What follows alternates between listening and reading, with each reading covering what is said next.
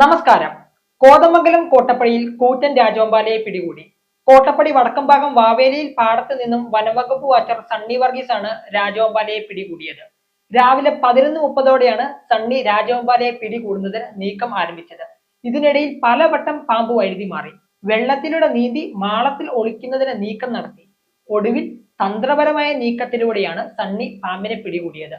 പിടികൂടിയ രാജവെമ്പാലയെ പരിശോധനയ്ക്ക് ശേഷം കരിമ്പാനി വനമേഖലയിൽ തുറന്നുവിടും.